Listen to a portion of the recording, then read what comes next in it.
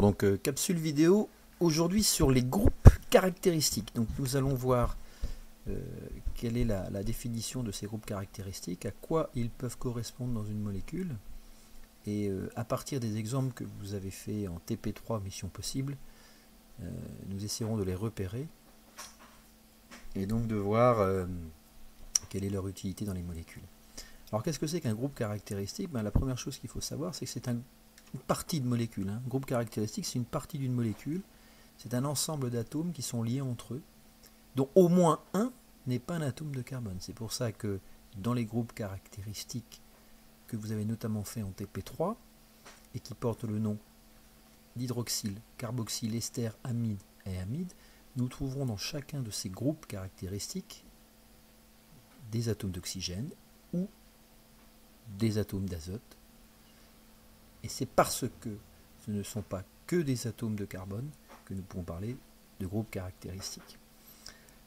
Le premier groupe caractéristique, qui est le plus simple, c'est le groupe hydroxyle. Hydroxyle, on reconnaît la présence de ce groupe par la présence d'une liaison ici reliée à un groupement OH. Alors, on est en formule semi-développée. Pourquoi? Parce qu'on ne représente pas la liaison oxygène-hydrogène. Donc, quand dans une molécule vous avez un groupement d'atomes OH, on pourra dire qu'il s'agit d'un groupe hydroxyle. Et une molécule qui possède un groupe hydroxyle fait partie de la famille chimique des alcools. Ensuite, nous allons trouver dans de nombreuses molécules, et notamment les molécules que vous avez vues en TP3, ce qu'on appelle un groupe carboxyle. Donc c'est un groupe qui est plus complexe, où on va trouver quoi? Un atome de carbone relié à deux liaisons par l'atome d'oxygène, une liaison à un groupement OH, un groupement hydroxyle. Mais attention, on ne dira pas qu'il y a un groupement hydroxyle et un groupement carboxyle, on dira uniquement qu'il y a un groupement carboxyle dans ce cas-là.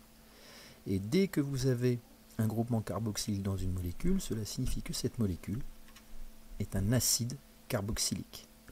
Alors, vous le verrez un peu plus tard, mais l'acide lactique, par exemple, est une molécule. L'acide lactique, c'est notamment l'acide qui se forme lorsque l'on a des crampes. Eh bien, l'acide lactique est constitué d'un groupe caractéristique carboxyle et d'un groupe caractéristique hydroxyle. Et néanmoins, il porte le nom d'acide.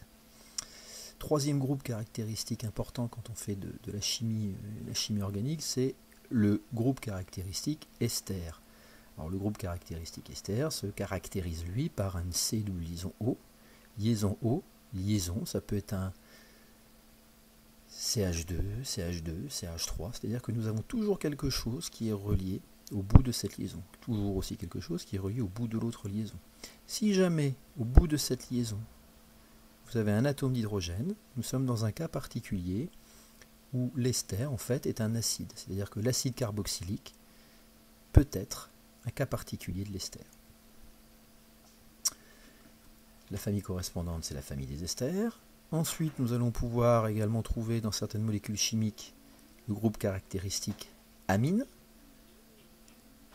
Donc, un groupement, une chaîne carbonée reliée à un groupement NH2 et uniquement NH2, la famille des amines. Et enfin, un groupe relativement compliqué où on va retrouver encore la C double liaison O, mais cette fois l'atome de carbone est relié d'une part à une chaîne carbonée au bout de cette liaison et d'autre part relié à un atome d'azote. Lorsque au bout de cette liaison et au bout de celle-ci, ce sont deux atomes d'hydrogène, on aura ce qu'on appelle une amide primaire, où parfois l'azote sera relié à un atome d'hydrogène et à un autre groupement type CH2, CH2, CH3, ce sera une amide secondaire, et on peut même avoir un atome N qui lui sera relié à aucun atome d'hydrogène, et à ce moment-là on parlera d'amine tertiaire. La famille chimique, c'est évidemment la famille des amides. Alors, on va essayer de résumer un petit peu tout ça à travers des exemples simples que vous avez fait en TP. On va commencer par la molécule d'ibuprofène. Dans la molécule d'ibuprofène, on reconnaît très facilement ici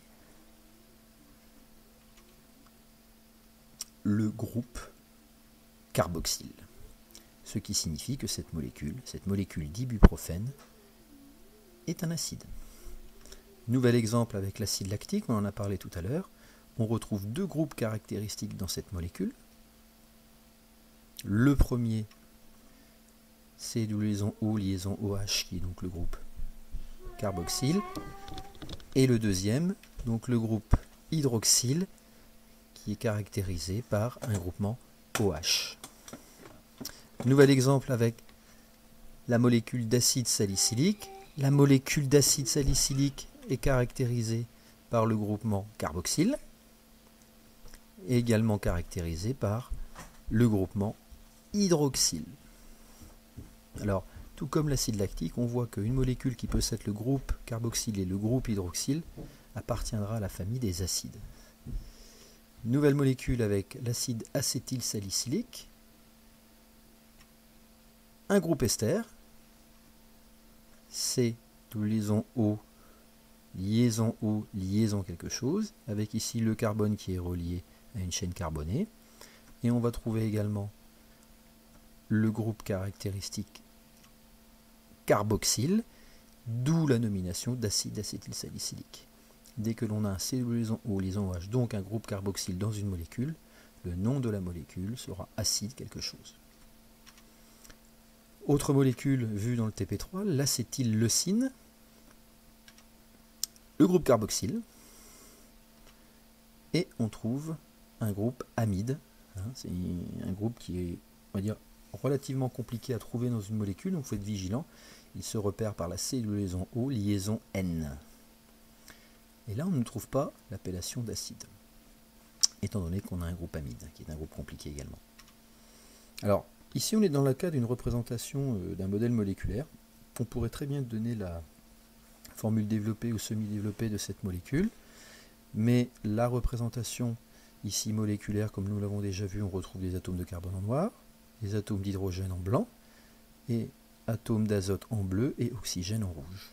Les règles de liaison sont les mêmes, c'est-à-dire que pour un atome de carbone, c'est 4 liaisons, hydrogène 1, oxygène 2, azote 3. Ici, qu'est-ce qu'on retrouve pour la molécule de paracétamol? Le groupe hydroxyle, OH. Et nous retrouvons également le groupe amide, C liaison O, liaison LH. Voilà pour les groupes caractéristiques. N'hésitez pas à reprendre cette petite capsule vidéo, car beaucoup d'éléments y sont notés. Et sachez qu'il faut que vous sachiez repérer les groupes caractéristiques et donc les nommer à l'intérieur d'une molécule. Bon courage!